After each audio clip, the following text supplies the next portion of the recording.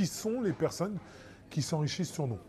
Lui non plus ne comprend pas. Teddy Riner a décidé de mêler sa voix à celles et ceux qui manifestent contre la vie chère aux Antilles et particulièrement en Martinique.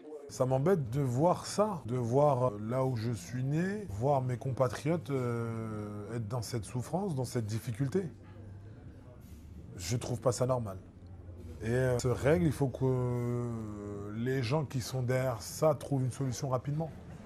En s'exprimant, Teddy Riner souhaite lui aussi avoir des réponses et espère que les choses vont changer sur place.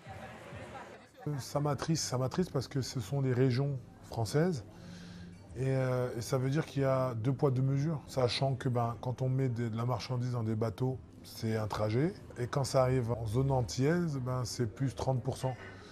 Donc j'aimerais comprendre pourquoi c'est plus cher pour nous. Voilà, j'aimerais de la clairvoyance, j'aimerais comprendre pourquoi on nous traite autrement. Qui sont les personnes qui s'enrichissent sur nous? Ce sujet de la vie chère, Teddy Riner en a-t-il parlé au président de la République en marge de la visite officielle d'Emmanuel Macron au Maroc il y a 3 jours? Le judoka guadeloupéen faisait partie de la délégation des personnalités françaises reçues avec le président français par le roi Mohamed VI. Pour l'heure, pas de réponse sur ce sujet, mais de retour en France, le multiple médaillé olympique de judo guadeloupéen a décidé de demander des comptes.